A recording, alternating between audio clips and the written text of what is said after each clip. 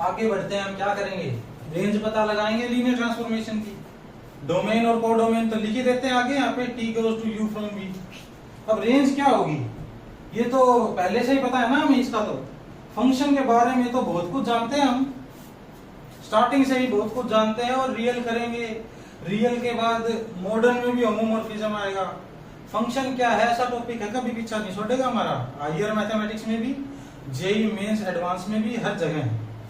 तो फंक्शन में क्या होता है, रेंज होती है। रेंज क्या होती है, अगर मैं कोई लीनियर ट्रांसफॉर्मेशन लेता हूँ u से लेकर v तक, ये नोट मत करना, वैसे वैसे लिख रहा हूँ मैं, u से लेकर v तक, तो जो जो इसके वेक्टर होंगे बीटा v से आएगा, तो जो जो ये वैल्यू अटेन करेंगे ना बीटा की, ये बीटा 1 बीटा 2 जितनी भी आती रहेंगी, ये सारी रेंज में हो जाएंगी। ऐसा ही तो करते हैं हम, 1 2 3 4 है मान लो a, b है कोई 5 6 7 8, और मैं कर देता हूं इसको ऐसे ऐसे, ये कर देता हूं। तो डोमेन तो 1 2 3 4 पूरा ए हो जाएगा, कोडोमेन भी। रेंज क्या हो जाएगा 5 6 7, ये जो सेट होएगा 5 6 7 की रेंज हो जाएगा। ऐसे ही होता है ना, तो बस ऐसा ही होगी। अब करेंगे हम, कोई ज्यादा बड़े नई टाइप की कोई डेफिनेशन तो आएगी नहीं, क्योंकि लीनियर ट्रांसफॉर्मेशन भी एक फंक्शन ही है। तो रेंज ऑफ लीनियर ट्रांसफॉर्मेशन में क्या लिखेंगे हम, let UF and VF be two vector space if T is a transformation u to v, ठीक है, is a L T, then range of t is denoted by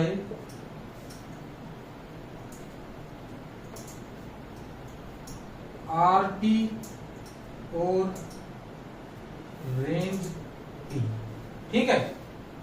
and क्या होगा RT के अंदर, वही RT को अगर मैं सेट में लिखना चाहूंगा तो t ऑफ अल्फा, इस टाइप के होंगे ना, जो भी t ऑफ अल्फा की वैल्यू होंगी वे सारी रेंज में होंगी। इसको मैं मान लेता हूं b, मान लेता हूं ना, beta belong to v such that beta is equal to t of alpha for at least 1, कम से कम एक हो जाए अल्फा, बस कम से कम एक के लिए बीटा मिल जाए, for at least 1 alpha belong to u।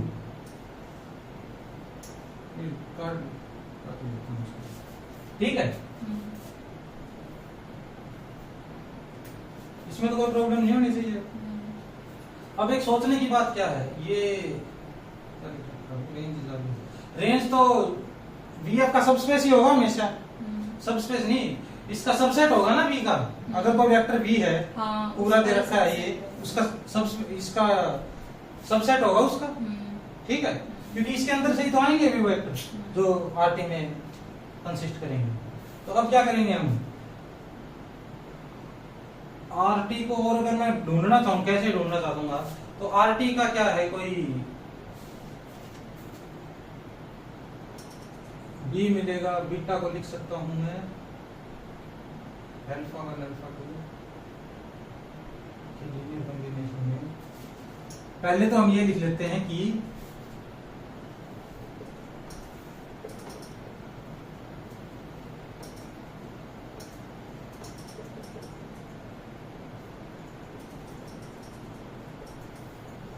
RT is सब स्पेस ऑफ वीएफ, ये लिख लेता हूं मैं। ये मैं कैसे प्रूव कर दूंगा, कोई बीटा 1 उठा लाऊंगा, बीटा 2 दोनों किसमें से होंगे, आरटी के अंदर से, ठीक है।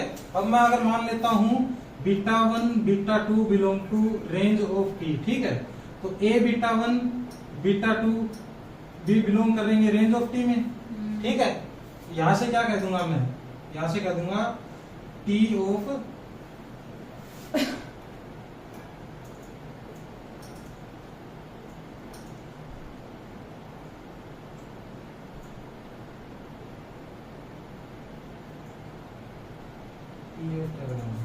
डायरेक्ट ये है इज इक्वल टू है A Q alpha 1 plus P of alpha 2। ऐसे लिख सकता हूं मैं। तो ये भी कहां बिलोंग करेगा, वी में ही बिलोंग करेगा ये भी। अगर ये दोनों भी आरटी में बिलोंग करते हैं तो ये इन दोनों को ऐड करूंगा तो ये भी आरटी में ही बिलोंग करेंगे ना।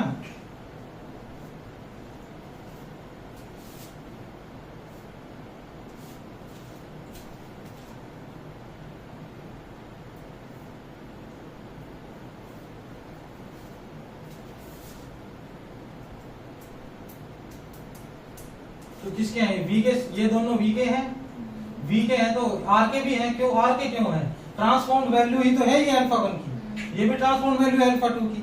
ठीक है, तो ये दोनों इसमें आ जाएंगे।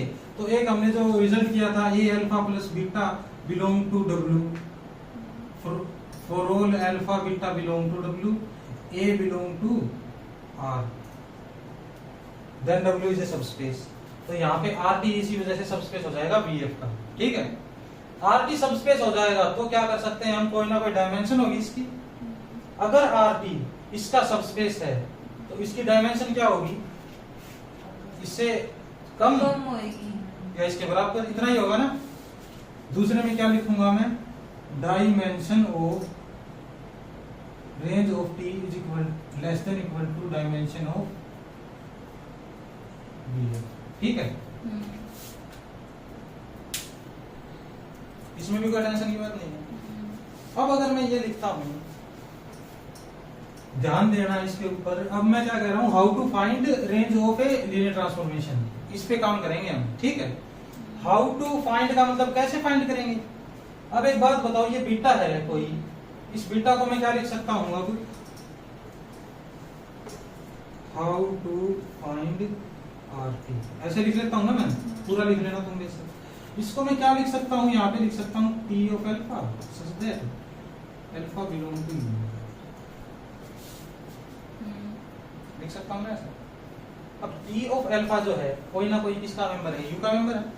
यू का मेंबर है तो इसको मैं कैसे लिख सकता हूं भाई, T of C1 alpha 1 plus C2 alpha 2 plus Cn alpha n such that alpha 1 alpha 2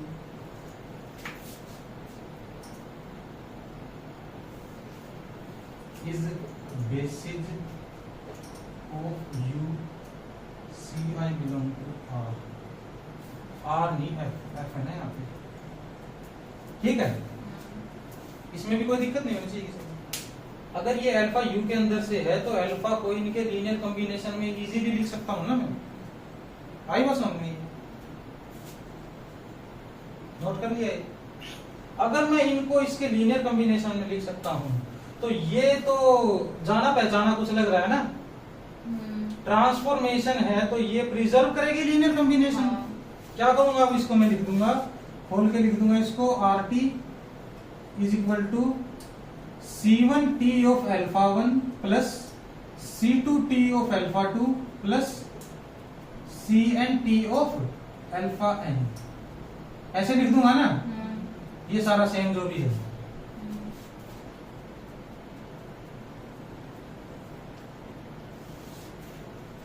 ये जो सेट बना है, अब ये क्या है बताओ, एक ये लीनियर स्पैन ही तो है किस्म से, लीनियर स्पैन है ना ये। किसका लीनियर स्पैन है ये, T alpha 1 T alpha 2 T alpha n, इन सभी का लीनियर स्पैन है ना ये। अब अगर मैं इसको ऐसे लिख देता हूं, हेलो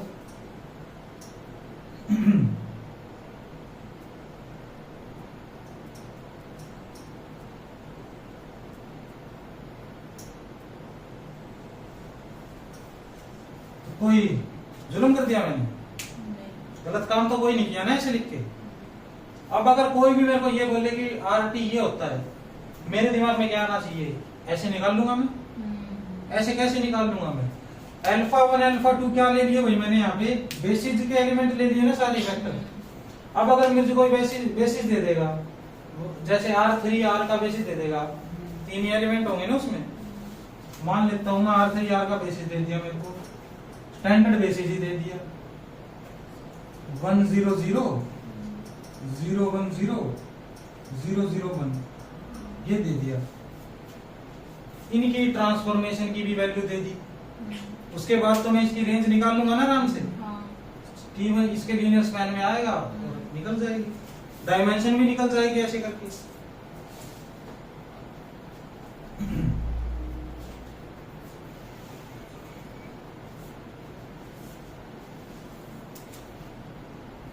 ये लिखने के बाद एक और नोट लिख लेना, नोट का डेफिनेशन ही लिख लो। Rank of A and T, ठीक है। Rank of A and T, ये रैंक क्या होती है, डायमेंशन ही होती है, ठीक है। जो आर टी की डायमेंशन है वो ही उसकी रैंक होगी। रैंक ऑफ टी बोल दूंगा इसको।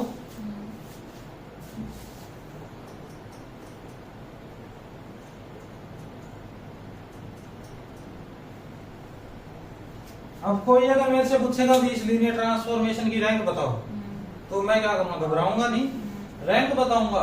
रैंक बताऊंगा क्या कहूंगा, भाई रैंक इसकी बताने के लिए मेरे को इसकी रेंज की जरूरत पड़ेगी। रेंज की जरूरत पड़ेगी तो आर टी में ऐसे निकाल लूंगा, ठीक है।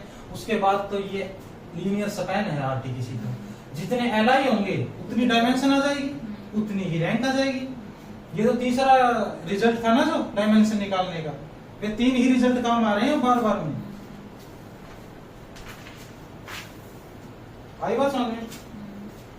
नोट में भी लिख लेना, ये हाउ टू फाइंड में लिख लिया ना, पूरी तरीके से याद कर लेना। नोट में भी ये लिख रखा है कि यू से वी तक कोई लीनियर ट्रांसफॉर्मेशन है, बेसिस ऑफ यू ये दे रखा है, तो आर टी ये होगा, ठीक है।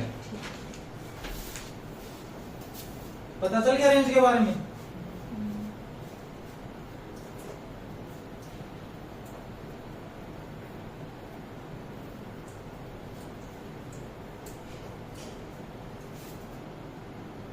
अब क्या करेंगे, हमें क्वेश्चन करते हैं। क्वेश्चन क्या करते हैं, ये क्वेश्चन क्या है, कॉमन सेंस ही है एक किस्म से।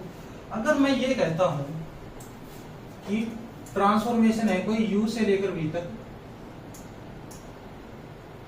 ठीक है। अगर यू फाइनाइट है लेकिन फाइनाइट डायमेंशनल है, ठीक है, ये है इनफाइनाइट,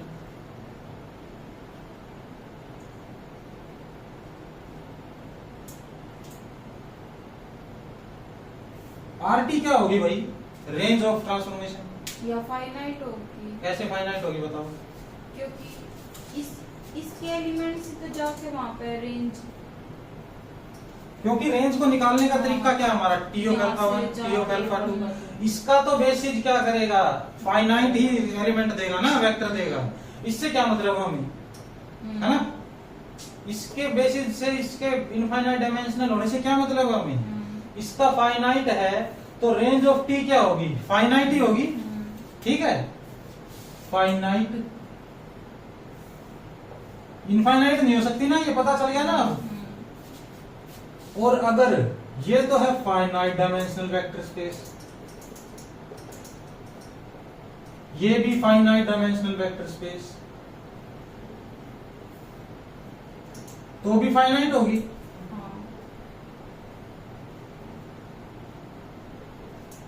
ठीक है। अब लिख देना इन दोनों केसेस में इनफाइनाइट होने का कोई चांस नहीं है। आई बात समझ में? इनफाइनाइट होने का तो कोई भी चांस नहीं है। Never infinite in any case, ठीक है। और एक छोटा सा पॉइंट लिख लो, rank of T depends on, ये क्या है, डायमेंशन ऑफ यू, ठीक है। वी से कोई मतलब नहीं है, हमें यू से मतलब है जितना भी है।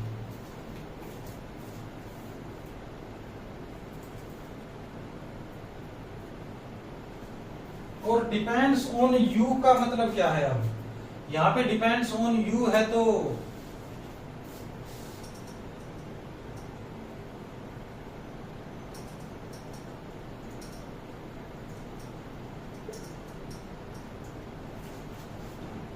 ये भी आ जाएगा,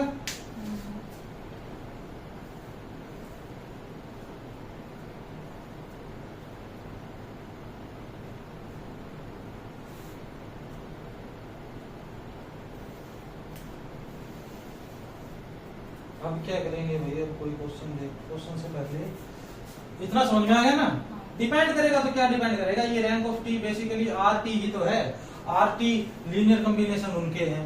अब अल्फा 1 अल्फा 2 n होंगे एल आई, और आर टी में भी वही है जितने एल आई होंगे, तो हम कह देंगे कि भाई इसकी बराबर है, या फिर उससे कम ही तो हो सकते हैं, वे ज्यादा थोड़ी हो सकते हैं वे किसी भी आदत में। इतना लिख लिया, रेंज के बारे में बात कर लिया। अब बात कर लेते हैं नल स्पेस के बारे में। दोनों ही टॉपिक्स इंपॉर्टेंट है ये, इनके ऊपर बहुत क्वेश्चंस आए हुए हैं पहले भी, अभी भी आगे भी आने की संभावना है।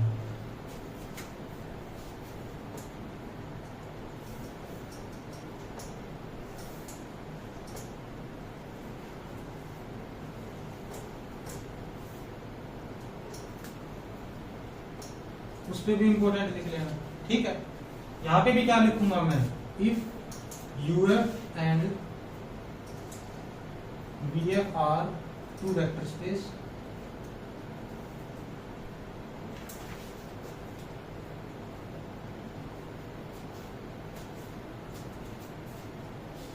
and T is a linear transformation, then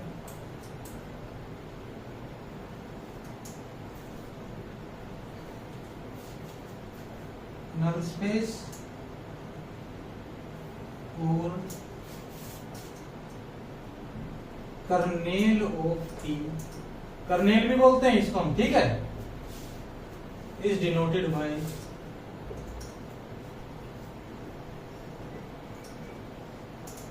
N of T और kernel of T,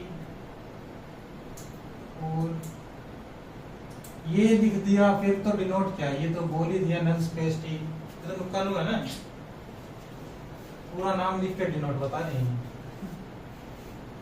and it is defined as, defined कैसे करेंगे भाई, इसके नाम में ही क्या है, नल आ रहा है ना,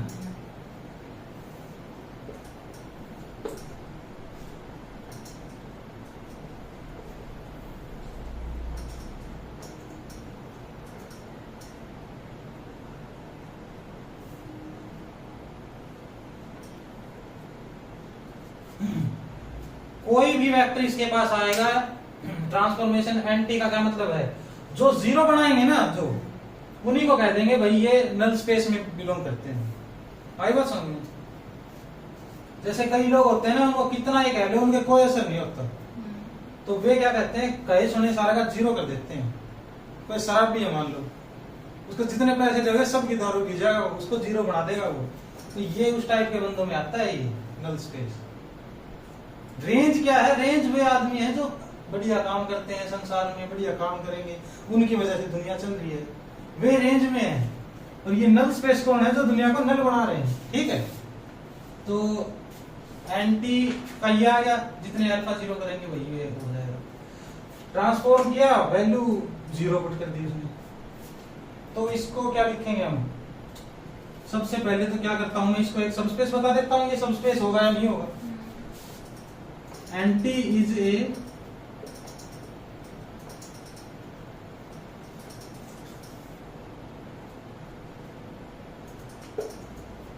ठीक है। अब अल्फा और बीटा कहां बिलोंग करते हैं ये बताओ। अल्फा और बीटा मान लेता हूं मैं एंटी में है। अब मेरे को क्या प्रूव करना है, ए अल्फा प्लस बीटा भी एंटी में होना चाहिए, ये तो यही प्रूव करना है ना बस। अब अल्फा बीटा अगर नल स्पेस में है तो टी ऑफ अल्फा तो जीरो हो जाएगा, टी ऑफ बीटा भी जीरो हो जाएगा, ए इंटू टी ऑफ अल्फा भी जीरो ही होएगा, ये इतना तो पता है ना हमें। तो क्या करूंगा मैं, यहाँ पे लिखूंगा T of a alpha plus beta, a into T of alpha plus T into beta, zero plus zero zero, this gives a alpha plus beta belong to range, ठीक है। ये इसका सबस्पेस है, तो इसकी भी कोई ज्यादा इससे ज्यादा औकात थोड़ी है इसकी, ये भी डायमेंशन इससे कम रखेगा अपनी। डायमेंशन ऑफ एंटी बिलोंग, ये इस पे डिपेंड करेगी। क्या लिख दूंगा अब मैं दूसरे पॉइंट में, dimension of N T less than equal to dimension of U, ठीक है। आगे जाके तो हम एक रैंक नलिटी थ्योरम के नाम से एक थ्योरम वो भी करेंगे। तो rank of T plus nullity of T की जो डायमेंशन होगी ना दोनों की यू के बराबर ही आ जाएगी। ठीक है, ये आ गया। अब क्या करेंगे हम, एंटी की जो डायमेंशन है इसको भी नाम दे देते हैं कोई। उसको रैंक नाम दिया था तो इसको क्या नाम देंगे बताओ? नलिटी। ये उससे उल्टा ही होगा ना बिल्कुल। तो क्या करेंगे हम, नलिटी ऑफ टी।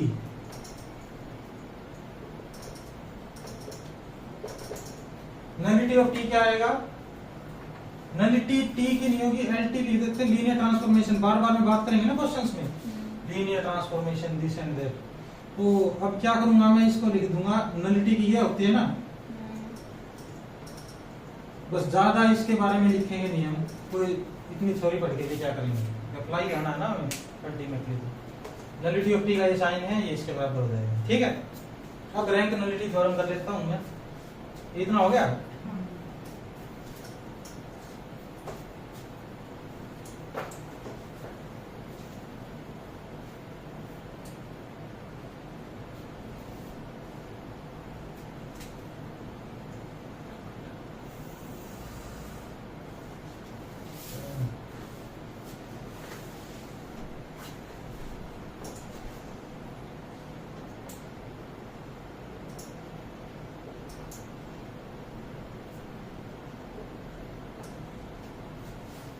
ठीक है, रैंक नलिटी थ्योरम क्या कहती है, if U F is a finite dimensional vector space,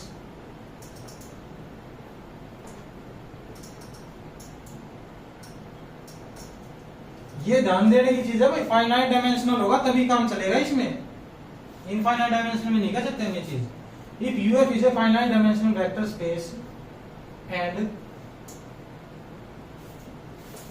T कोई ट्रांसफॉर्मेशन है यूएफ से बीएफ पर जा रही है, is a linear transformation, then rank of T plus nullity of T is equal to dimension of U. ठीक है,